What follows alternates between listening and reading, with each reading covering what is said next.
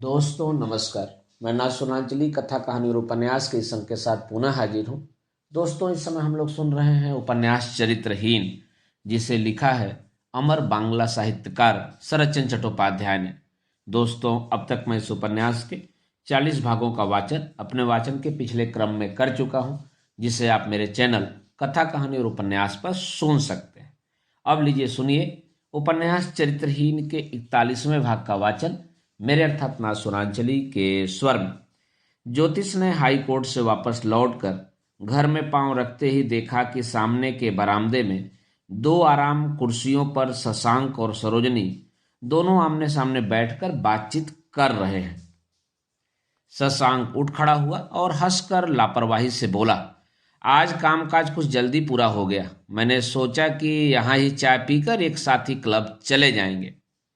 अच्छा, कहकर ज्योतिष अपनी हंसी को दबाकर घर के अंदर चला गया। सरोजनी भैया के साथ अंदर जाने की तैयारी करने लगी तो ज्योतिष घूमकर खड़ा हो गया और बनावटी भर्त्सना के स्वर से बोला, अतिथि को अकेला छोड़कर यह तेरी बुद्धि कैसी हो गई सरोजनी? सरोजनी लाल मुंह किए फिर कुर्सी पर बैठ गई। बहन की यह लज्जा ज्योतिष की आंखों से छिपी न रही। माँ के आदेश से उसे कचहरी से लौट आने पर कपड़े बदलकर हाथ मुंह धोकर जलपान करना पड़ता था। माँ से भेंट होते ही उसने कहा, शशांक आए हैं, आज जलपान की वस्तुएं बाहर ही भेज दो ना। माँ ने कहा, अच्छा, सरोजनी संभवतः बाहर ही है। ज्योतिष ने सिर हिलाकर बताया, फिर कुछ चुप रहकर बोला, अच्छा माँ, ऐसा आदमी तुम्हारी समझ में कहीं है जिसमें कोई दोष न हो, केवल गुड़ ही गुड़ हो? इस प्रश्न को जगत्तारिणी प्रसन्नचित्त से ग्रहण न कर सकी। बोली, क्यों तुम मुझसे बार बार यही बात पूछता रहता है ज्योतिष? मैं तो अनेक बार कह चुकी हूं, अब मुझे कोई आपत्ति नहीं है। तू अच्छा समझे तो उसके ही हाथ में सरोजनी को सौंप देना। ज्योतिष ने कहा, दोष के बिना मनुष्य नहीं है मां। मैंने अनेक प्रकार से विचार करके देख लिया है। सरोजनी दुखी न रहेगी। इसके अतिरिक्त तो वह बड़ी भी हो चुकी है। उसकी सहमति के बिना काम करना भी उचित नहीं है। यह कहकर उसने देखा कि सरोजनी आकर धीरे धीरे भैया की पीठ के पास खड़ी हो गई है। माँ भंडार घर के भीतर से ही बातें कर रही थी, इसलिए कन्या के आने का उन्हें पता न चला। ज्योतिष की बात के उत्तर में उन्होंने विरक्ति के स्वर में कहा, यह बात तो मैंने कभी नहीं कही ज्योतिष कि इस लड़की का ब्याह उसकी सहमति के बिना ही हो। मेरी जो इच्छा थी उसे जब तुम दोनों भाई बहन ने मिलकर पूरा न होने दिया, तभी क्या लड़की के मन का भाव मैं नहीं समझ गई बेटा? मैं सब समझती हूँ, समझकर ही तो मुंह बंद किए बैठी हूँ। अब मुझे झूठ मूठ का उलाहना देना व्यर्थ है ज्योतिष। यह कहकर वह जलपान की वस्तुएं सजाने लगी। संकोच से, लज्जा से सरोजनी गड़ सी गई, लेकिन मां को कुछ भी ज्ञात न हुआ। ज्योतिष के उत्तर देने के पूर्व ही वह अपनी बात की पुनरावृत्ति के रूप में फिर कहने लगी, जिसको देने से तुम्हारी बहन सुखी रहे उसे ही दे दो बेटा। मेरी सहमति अब बार बार जानने की आवश्यकता नहीं है। मेरा मत है, तुमसे कहे देती हूँ। बहन के अत्यंत संकोच से ज्योतिष स्वयं बड़ा ही संकुचित हो रहा था। फिर जबरन मुस्कुराकर बोला, लेकिन मत प्रसन्न मन से देना चाहिए माँ। जगत तारिणी ने कहा, प्रसन्न मन से ही दे रही हूँ बेटा, प्रसन्न मन से ही दे रही हूँ। मुझे अब तुम लोग तंग मत करो। ज्योतिष ने क्षण भर मौन रहकर सोचकर स्थिर किया कि बात जब यहाँ तक पहुँच गई है, तब माँ की विरक्ति रहते भी आज ही इसका निर्णय कर लेना ठीक है, क्योंकि उनके क्लब में, लाइब्रेरी में आजकल प्रायः ही इस बात की चर्चा हो रही है। पर उचित क्या होगा, यह बात भी समझ में नहीं आ रही है। घर में यह बात प्रायः ही उठ जाती है, लेकिन इसी प्रकार रुक जाती है, आगे बढ़ने नहीं पाती। शशांक को भी इस तरह अनिश्चित अवस्था में बहुत दिनों तक छोड़कर रखा नहीं जा सकता। इसलिए वर कन्या के सुनिश्चित इच्छा के विरुद्ध माँ की स्पष्ट अनिच्छा को ज्योतिष ने सिर पर धारण करके जो कुछ भी हो इसी क्षण निश्चय कर डालने के लिए कहा।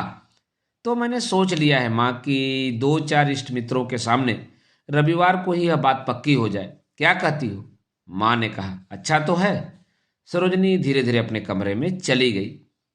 रविवार को सवेरे से ही ज्योतिष का बैठक खाना इष्ट मित्रों से भरता जा रहा था।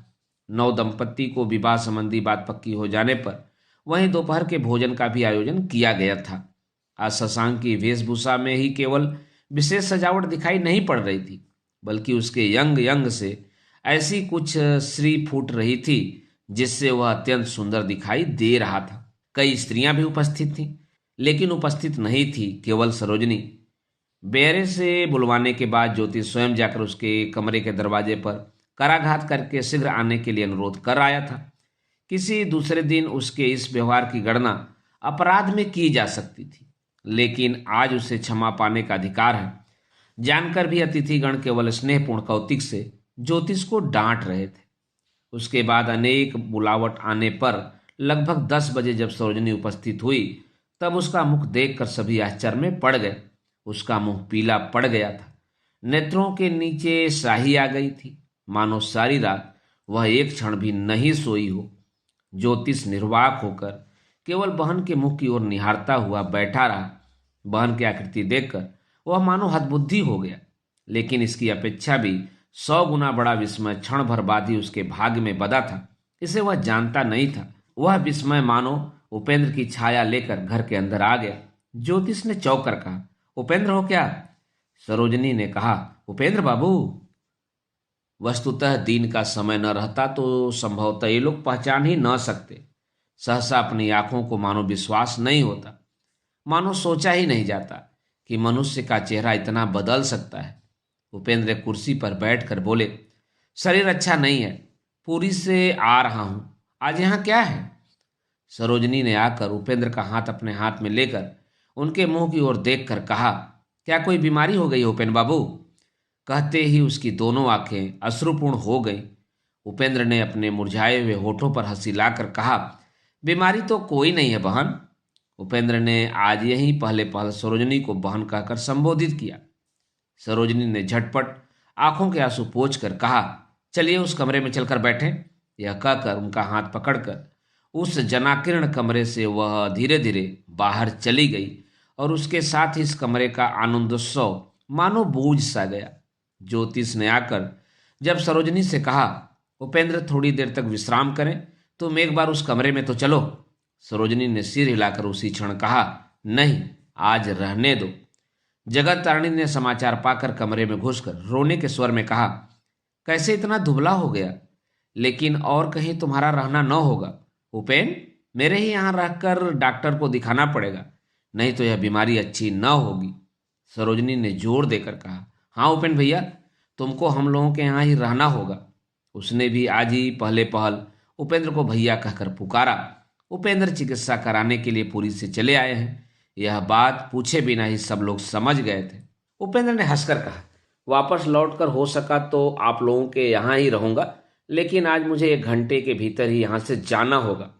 जगत तारिणी ने आश्चर्य से कहा, आज ही, इसी क्षण? क्यों उपेन? उपेन ने सतीश की बीमारी का उल्लेख करके उसके दातव्य का, चिकित्सालय आदि का समाचार जितना जानता था सुनाकर जेब से बिहारी की चिट्ठी को निकालकर सरोजनी के हाथ में देकर कहा, 11:30 बजे ट्रेन है, जो कुछ भी हो थोड़ा सा खा पी कर उसी से मुझे जाना पड़ेगा। यदि लौट कर आ सका तो आप लोगों के ही आश्रय में रहूंगा। जगत तारिणी का मातृ हृदय पिघल गया, उनके नेत्रों में फिर आंसू दिखाई पड़े। सतीश को मन ही मन वह अत्यंत स्नेह करती थी, वहीं सतीश आज बीमार पड़ा है, लेकिन उपेंद्र का यह शरीर लेकर उनकी सेवा करने चला है, सुनकर उनकी छाती फटने लगी। वह आंखें पोंछते पोंछते उपेंद्र के खाने की व्यवस्था करने के लिए कमरे से बाहर चली गई। सरोजनी ने चिट्ठी को आदि से अंत तक 2 बार पढ़ डाला, फिर उसे लौटाकर वह कुछ क्षण तक स्तब्ध होकर बैठी रही। उसके बाद बोली, तुम्हारे साथ मैं भी चलूंगी उपेंद्र भैया। उपेंद्र ने कहा, इतना दिन चढ़ाने पर व्यर्थ ही स्टेशन जाकर क्या करोगी बहन? सरोजनी ने कहा, स्टेशन नहीं, सतीश बाबू के घर, मुझे तुम अपने साथ ले चलो। उपेंद्र ने अवाक होकर कहा, पागल हो गई हो क्या? तुम वहां कैसे जाओगी? तुम्हारे साथ जाऊंगी। उपेंद्र ने कहा, चे, यह क्या हो सकता है? ये लोग तुमको क्या जाने देंगे, और तुम भी वहां क्यों जाओगी? सरोजनी ने दृढ़ता से सिर हिलाकर केवल कहा, नहीं, मैं जाऊंगी अवश्य। यह कहकर वह चली गई। ऑफिस के कमरे में कोच पर बैठे ज्योतिष एकांत में शशांक से बातचीत कर रहा था। संभवतः इसी विषय पर आलोचना हो रही थी। सरोजनी ने धीरे धीरे जाकर भैया की पीठ के पास खड़ी होकर उनके कंधे पर हाथ रखा। ज्योतिष चौंक उठे, मुंह फेर कर बोले, क्या है रे सरोजनी? सरोजनी ने भैया के कानों के पास मुंह ले जाकर धीरे से कहा, सतीश बाबू बहुत बीमार हैं। ज्योतिष ने सिर हिलाकर दुखित होकर कहा, यही तो मैंने भी सुना है। उपेन इसी 11 बजे की गाड़ी से जा रहा है क्या? सरोजनी ने कहा, हाँ, मैं भी उनके साथ जाऊंगी। ज्योतिष ने चौंक कर कहा, तुम जाओगी? कहाँ जाओगी? सरोजनी ने कहा, वही। ज्योतिष उसकी ओर घूमकर बैठ गया, बोला, वहां कहाँ? सतीश के घर पर क्या? सरोजनी ने कहा, हाँ। शशांक दोनों आंखें विस्फारित करके निहारता रह गया। ज्योतिष ने उत्तेजित स्वर से कहा, तू पागल हो गई है क्या रे? तू क्यों जाएगी? सरोजनी ने शांत दृढ़ कंठ से कहा, मैं न जाऊंगी तो कौन जाएगा? नहीं भैया, वे बहुत बीमार हैं, मुझे जाना ही होगा। और कुछ वह बोल न सकी। रुलाई से गला रुध जाने के कारण वह भैया के कंधे पर मुंह छिपाकर सिसक सिसक कर रोने लगी। ज्योतिष के नेत्रों पर से बहुत दिनों का एक काला पर्दा प्रचंड आंधी के आ जाने से पल भर में फटकर उड़ गया। वह कुछ क्षण मौन बैठा रहा, फिर बहन के माथे पर हाथ रखकर धीरे धीरे सहलाते हुए बोला, अच्छा जा, साथ में दासी और दरबान जाएं। वह किस दशा में रहता है पहुंचकर तुरंत ही तार भेज देना। कल परसों तक मैं भी डॉक्टर को साथ लेकर आ जाऊंगा। यह कहकर उसने ज्यों ही उसको सामने खींच कर लाने की चेष्टा की, त्यों ही सरोजनी दोनों हाथों से मुंह ढककर कमरे से दौड़ती हुई भाग गई। शशांक ने मूड की भांति निहारते रहने के बाद वही प्रश्न किया, सतीश बाबू बीमार हैं तो वह क्यों जाएगी? यह तो मैं समझ नहीं सका ज्योतिष बाबू, यह सब क्या बात है, बताइए तो। ज्योतिष के कानों में यह प्रश्न पहुंचा या नहीं बताना कठिन है। वह मानो स्पष्ट देखकर आवेश में उठने वाले मनुष्य की भांति कहते कहते बाहर चला गया। उसके लिए यह इतनी व्याकुल हो उठेगी, यह तो मैंने स्वप्न में भी नहीं सोचा था। वह कहती है एक तरह से, करती है दूसरी तरह से, ये सब कैसी बातें हैं? स्टेशन से उतरकर उपेंद्र ने जिस भद्र युवक से सतीश के गांव का मार्ग पूछा, भाग्य से वह उसी की डिस्पेंसरी का कंपाउंडर था। उसके किसी काम से स्टेशन आया था। अपने बाबू के ही मकान पर ये लोग जाने वाले हैं सुनकर वह दौड़ धूप करके केवल एक पालकी सरोजनी के लिए ठीक कर सका और उपेंद्र से बोला, वह महेशपुरी दिखाई पड़ रहा है, चलिए ना, बातचीत करते करते पैदल ही चले, जाने में आधे घंटा भी न लगेगा, नहीं तो बैलगाड़ी से जाने में बहुत देर लगेगी। उपेंद्र की अवस्था पैदल चलने की नहीं थी, लेकिन बैलगाड़ी के भय से उन्होंने पैदल चलना ही स्वीकार कर लिया। सरोजनी को पालकी में बैठाकर और दरबान तथा दासी को उसके साथ करके उपेंद्र उसके साथ रवाना हो गए। उसकी अवस्था 17-18 वर्ष से अधिक नहीं थी। खूब चतुर और फुर्तीला था। नाम एक कौड़ी था। उसे आशा थी अपने पास किए डॉक्टर साहब के साथ और 1 साल तक रहने से वह भी अलग प्रैक्टिस कर सकेगा। उसके मत से डॉक्टरी कोई विद्या नहीं है, केवल हाथ में थोड़ा सा यश रहना चाहिए। नहीं तो जिसे बचना है वह बचता है, जिसको मरना है वह किसी प्रकार भी नहीं बचता। उपेंद्र ने उससे कहा कि इस विषय में उसके साथ कोई मतभेद नहीं है। इसके बाद उन्होंने पूछा, तुम्हारे बाबू अब कैसे हैं? एक कौड़ी ने कहा, बाबू आज 22 दिन हुए, वह तो अच्छे हो गए हैं महाशय, सभी दवाइयां मैंने ही दी हैं, कहकर उसने कई बार अपनी छाती आप ही ठोकी। उपेंद्र ने बहुत कुछ निश्चिंत होकर पूछा, बीमारी क्या बहुत बढ़ गई थी एक कौड़ी बाबू? एक कौड़ी ने कहा, बहुत, वह तो मर ही गए थे। माँ जी नहीं आ जाती तो वह शिव जी के लिए भी असाध्य रोग था। होगा नहीं महाशय जी, दिन रात ठाको बाबा के साथ रहकर शराब और गांजा काली जी को सिद्ध कर रहे थे ना। इन सब बातों पर हम क्या डॉक्टर लोग विश्वास करते हैं महाशय? हम लोग हैं साइंटिफिक मैन। लेकिन माँ जी ने आते ही ठाको बाबा की बाबागिरी खत्म कर दी, खींच कर उनका त्रिशूल फेंक दिया। उस कमबख्त ने कई दिनों तक क्या कम उपद्रव किया, विश्वास कीजिए। सबको बाबू मारने खदेड़ने दौड़ता था। एक दिन साधारण सी बात पर मेरे ऊपर ऐसा डांट कटकटा दिया महाशय, लेकिन मैं तो बहुत ही भला आदमी हूँ, किसी से मैं झगड़ा विवाद नहीं करना चाहता। नहीं तो दूसरा कोई होता तो उस बदमाश का सिर काट लेता, कहकर एक कौड़ी ने अपना छाता आकाश में उछाल दिया। उपेंद्र ने आश्चर्य में पड़कर कहा, माँ जी कौन है? एक कौड़ी ने कहा, यह क्या मैं जानता हूँ महाशय, सभी लोग कहते हैं माँ जी, मैं भी कहता हूँ माँ जी। उपेंद्र ने कहा, उनको तुमने देखा है? एक कौड़ी ने कहा। हाँ, मैं एक प्रकार से देखता ही तो हूँ। उपेंद्र ने कहा। उनकी उम्र क्या होगी, बता सकते हो? एक कौड़ी ने सोच कर कहा। संभवतः 40-50 की होंगी, नहीं तो दूसरा कोई क्या बाबू को नियंत्रण में रख सकता है महाशय? डॉक्टर साहब तो कहते हैं कि वह न आती तो सब समाप्त हो चुका था। एक कौड़ी के साथ उपेंद्र जब सतीश के घर पहुंचे तब दिन डूब ही रहा था। सरोजनी पहले ही पहुंच गई थी।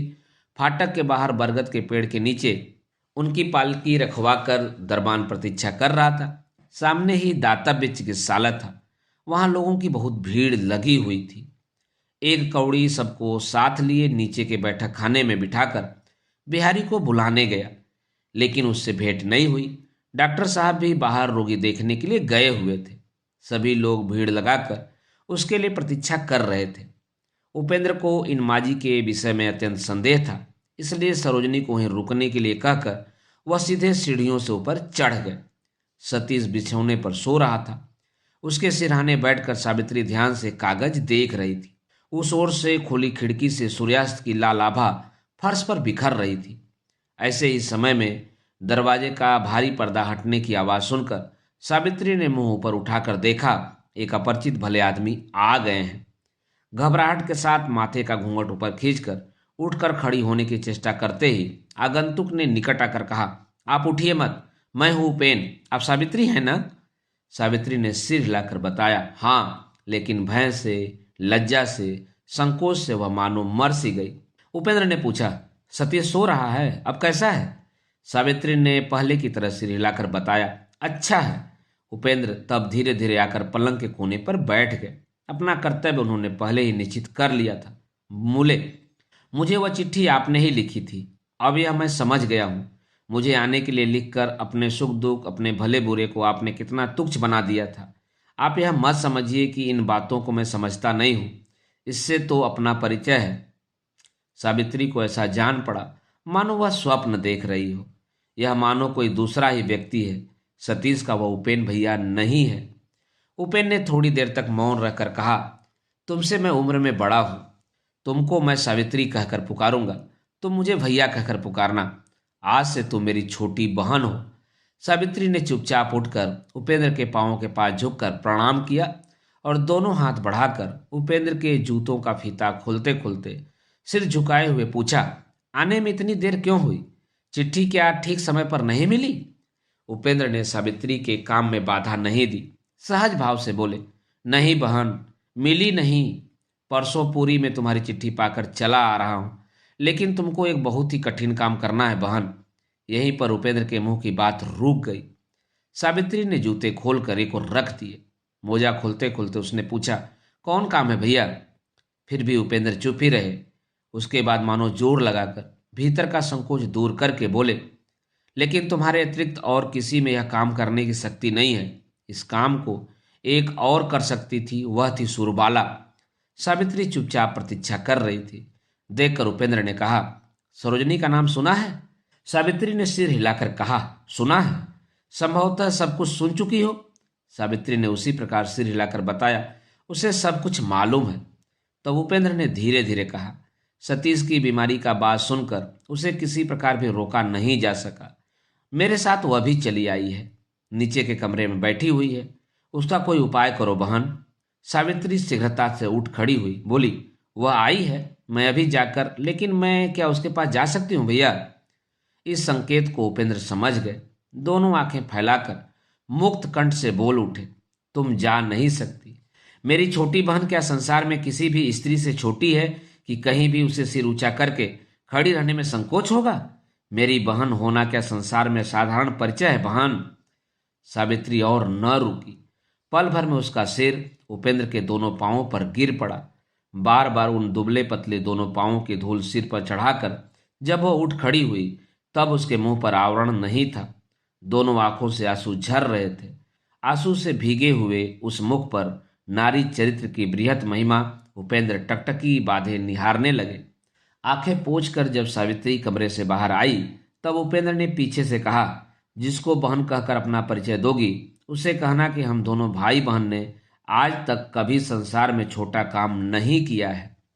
सावित्री के चले जाने पर उन्होंने सोए हुए सतीश की ओर देखकर पुकारा, सत्तू, ओ सतीश। सतीश की नींद टूट गई। हड़बड़ाकर वह उठ बैठा, आंखें मल कर निहारता रहा। तेरा उपेन भैया हूं, मुझे तू पहचान नहीं रहा है? उपेन भैया? सतीश विह्वल नेत्रों से निर्वाक होकर निहारता रहा। क्यों रे, अभी तक तू मुझे पहचान न सका? सतीश ने मानो नींद के नशे में बात कही, मानो अभी तक उसका नशा टूटा नहीं था। इस प्रकार के रूख से बोला, पहचान गया, तुम आ गए उपेन भैया? हाँ भाई, मैं आ गया हूं।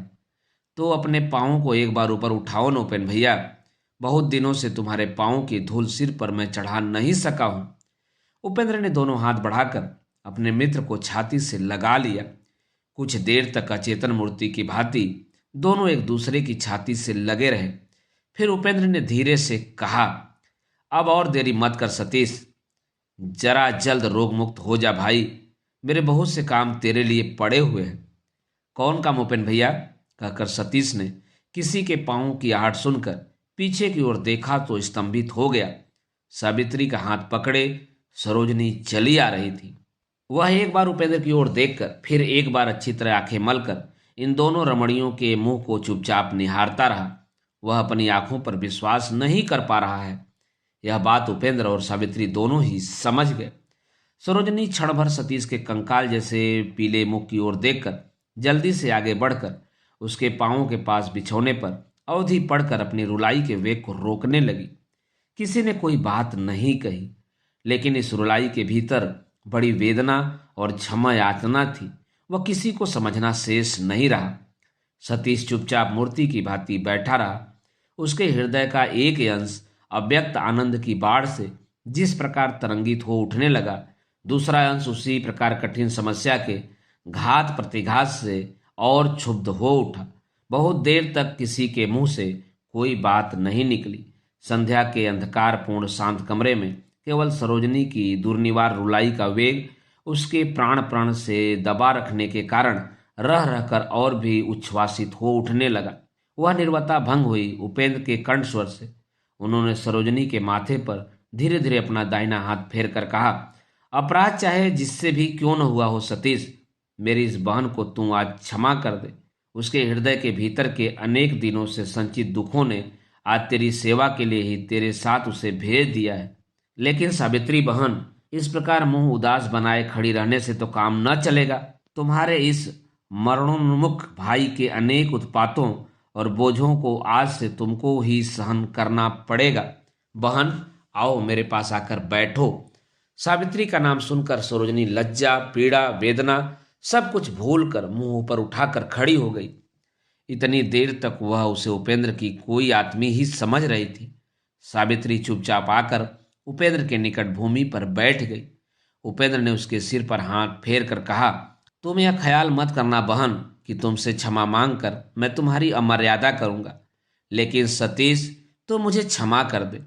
तेरा जितना अपमान, जितना अनिष्ट मैंने किया है, सब भूल जा भाई। सतीश क्या कहता, वह अवाक होकर टकटकी लगाए निहारता रहा। उपेंद्र ने मलान हंसी हंसकर कहा, मैं समझ गया हूं सतीश, तुम लोग क्या सोच रहे हो।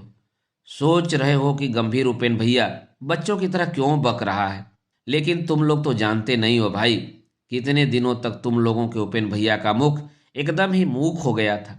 इसीलिए जितनी बातें इकट्ठी हो गई थी सभी आज मतवाले की तरह बाहर निकल रही हैं। उपेंद्र के वार्तालाप के ढंग से सतीश का हृदय एक प्रकार की अज्ञात आशंका से उथल पुथल मचाने लगा। कई एक बार उसे जान भी लेनी चाहिए, लेकिन न तो उसे प्रश्न ही स्मरण पड़ा, न तो उसके मुंह से बात ही निकली। वह जैसे निहार रहा था वैसे ही निहारता रहा। दूसरे ही क्षण सरोजनी के मुंह की ओर देखकर उपेंद्र ने सतीश से कहा, तुम अच्छे हो जाओ, आशीर्वाद देता हूं, तुम सुखी बनो, मैं अपनी इस बहन को लेकर चला जाऊंगा।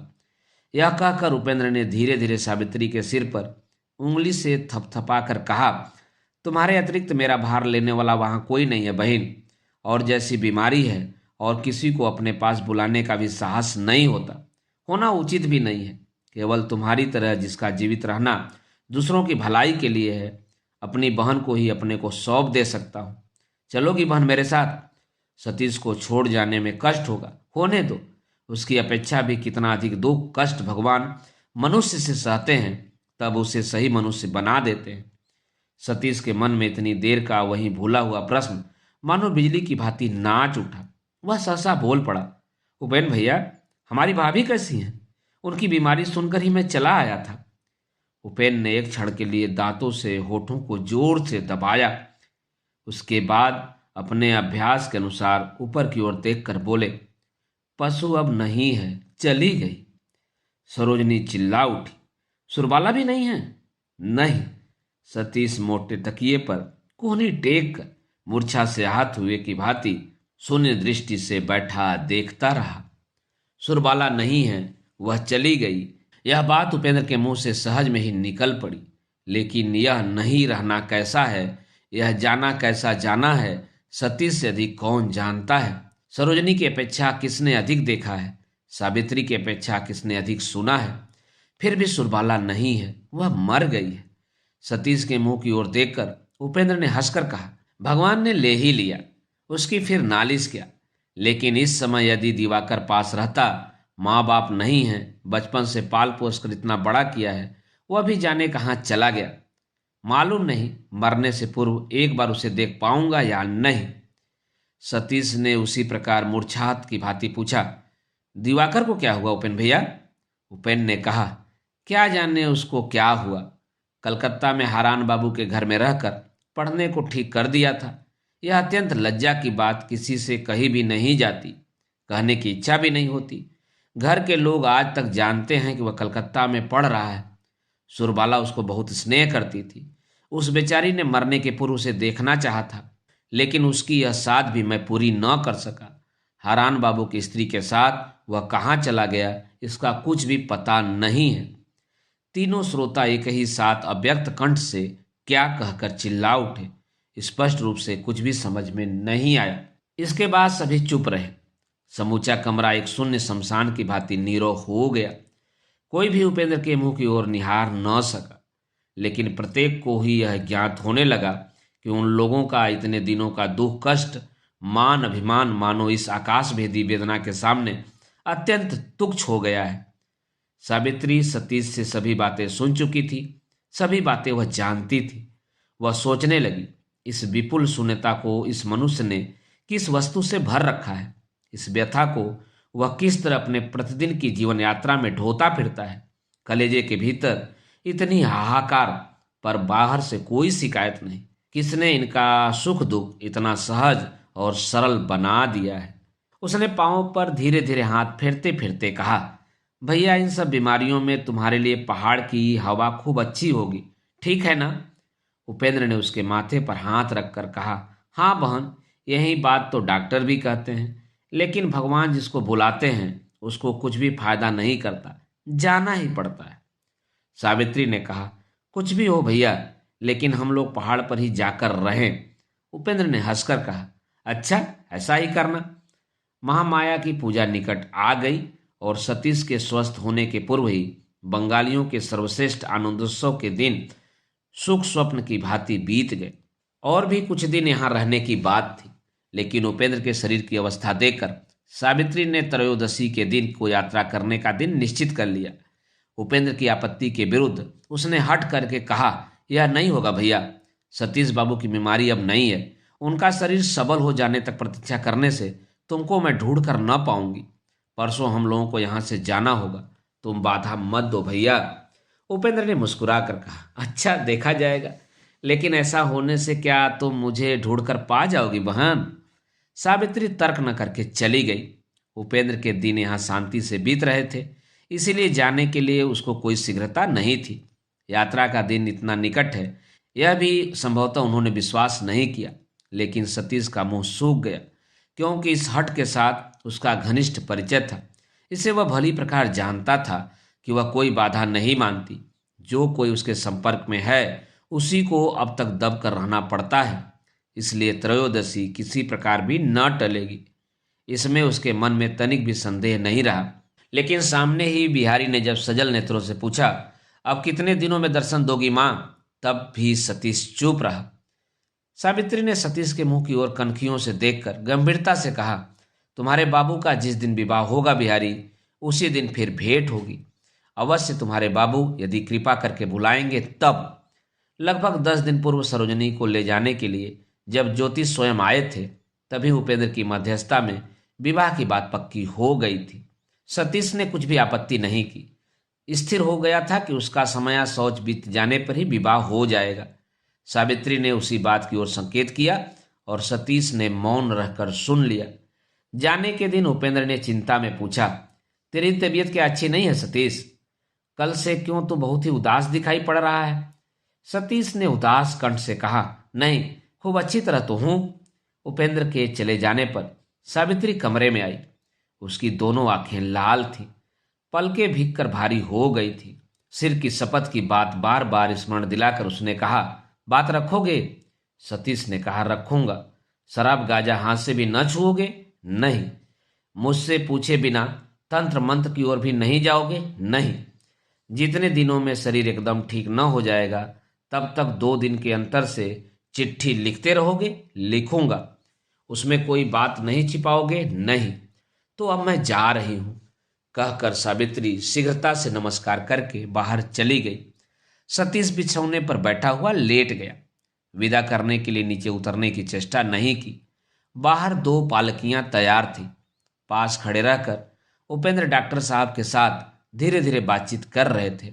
मोटी चादर से सारा शरीर ढककर सावित्री धीरे धीरे जो ही दूसरी पालकी में जाने लगी, त्यों ही बिहारी ने दौड़ते हुए आकर चुपके से कहा, एक बार लौट चलो माँ, बाबू विशेष काम से बुला रहे हैं।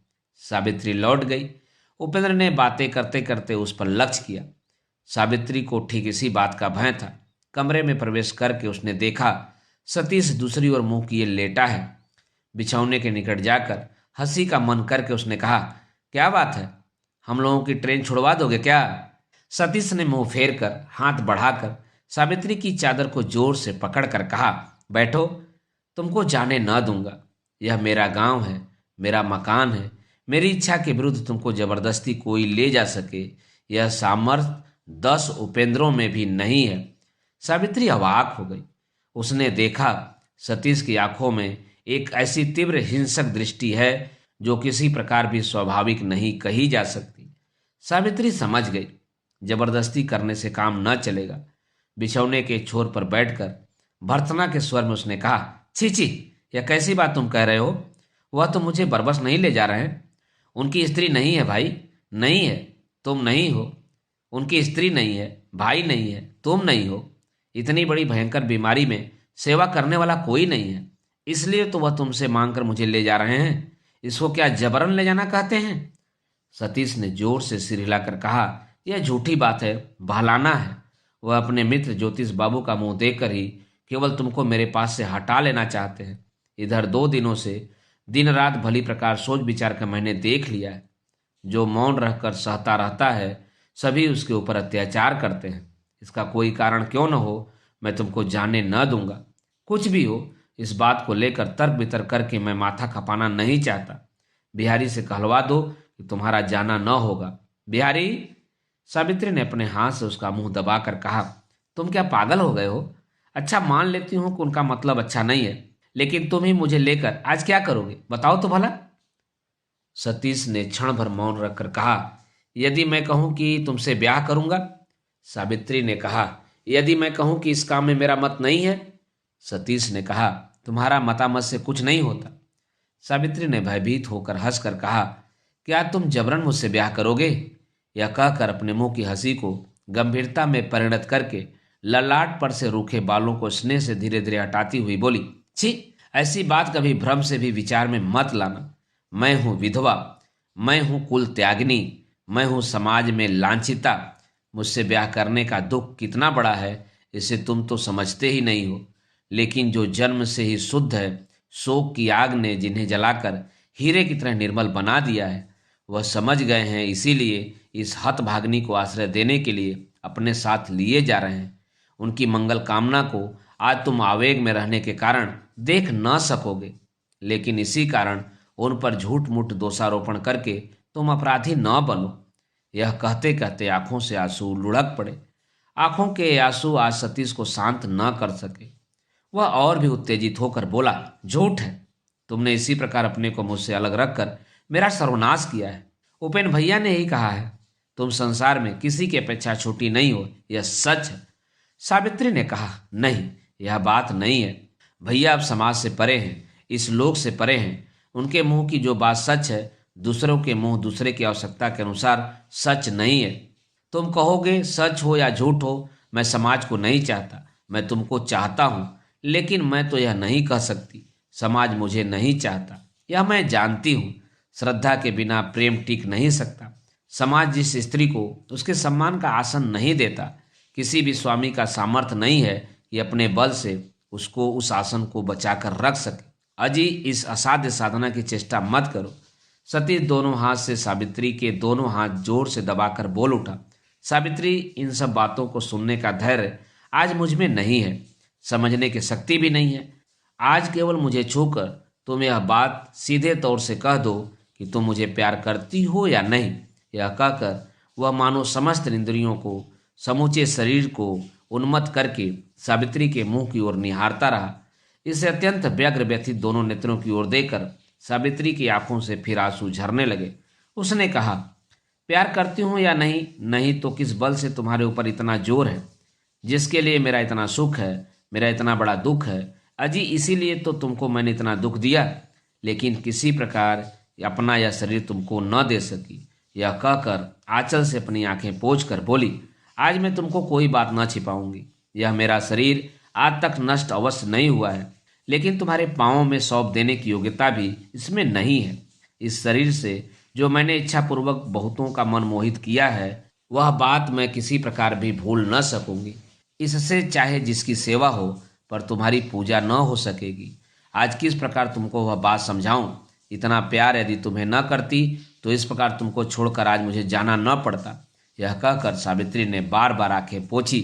सती स्तब्ध भाव से कुछ पड़ा रहा, फिर एकाएक बोल उठा, तो मैं और कुछ भी नहीं चाहता, लेकिन तुम्हारा मन, इससे तो तुमने किसी को कभी मोहित नहीं किया, वह तो मेरा है। नहीं, इससे किसी दिन किसी को मैंने मोहित करना नहीं चाहा, यह तुम्हारा ही है। यहाँ तुम ही चिरकाल से प्रभु हो। यह कहकर उसने छाती पर हाथ रख कर कहा, अंतर्यामी जानते हैं, जितने दिन मैं जीवित रहूंगी, जहाँ जिस दशा में रहूंगी, चिर दिन तुम्हारी ही दासी बनी रहूंगी। सतीश ने तुरंत उसका हाथ अपने दाएं हाथ में लेकर कहा, भगवान का नाम लेकर तुमने यह जो स्वीकृति दे दी है, यही मेरे लिए यथेष्ट है। इससे अधिक मैं कुछ नहीं चाहता। उसकी बातों के ढंग से सावित्री मन ही मन फिर सशंकित हो उठी।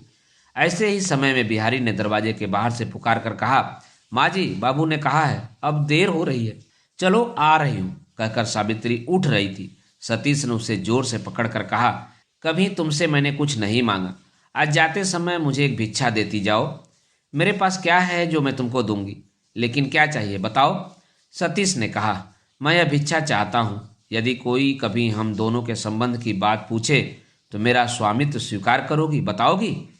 सावित्री को इसी बात का डर था, फिर भी इस अद्भुत अनुरोध से हंस पड़ी। बोली, क्यों, बताओ तो, गाहों के बल से अंत में मुझे घर में डाल तो नहीं दोगे। सतीश ने कहा, तुम्हारे हृदय में रहने वाले अंतर्यामी ही मेरे साक्षी हैं, दूसरे साक्षी की मुझे आवश्यकता नहीं है, और बाहर के बल से अंत में तुमको घर में डाल लूंगा, यही डर तुमको है। लेकिन अपने जोर से आज ही यदि मैं तुमको घर में डाल लूं तो कौन मुझे रोकने वाला है, बताओ तो। सावित्री ने फिर कुछ नहीं कहा। सतीश ने कहा, तुम्हारा जहां तहां अपनी इच्छा के अनुसार रहना मुझे पसंद नहीं है। सावित्री का मुख उत्तरोत्तर पीला पड़ता जा रहा था, लेकिन इस अवस्था में सतीश को उत्तेजित करने के भय से वह मौन रही। सतीश बोला, उपेन भैया हैं पत्थर के देवता, अगर रक्त मांस के देवता होते तो मैं साथ न भेजता। अच्छा, आज जा रही हो तो जाओ, लेकिन जान पड़ता है कि वहां अधिक दिनों तक तुम्हारे रहने से मुझे सुविधा न होगी। तुम्हारी जैसी इच्छा, कहकर सावित्री नमस्कार करके चली गई। दोस्तों, अभी आप सुन रहे थे उपन्यास चरित्रहीन के 41वें भाग का वाचन मेरे अर्थात नासोनांचली के स्वर में। दोस्तों, इस उपन्यास के आगे के भागों का वाचन आप मेरे वाचन के अगले क्रम में सुन सकते हैं। तो जुड़े रहिए कथा कहानी और उपन्यास के साथ। धन्यवाद, नमस्कार।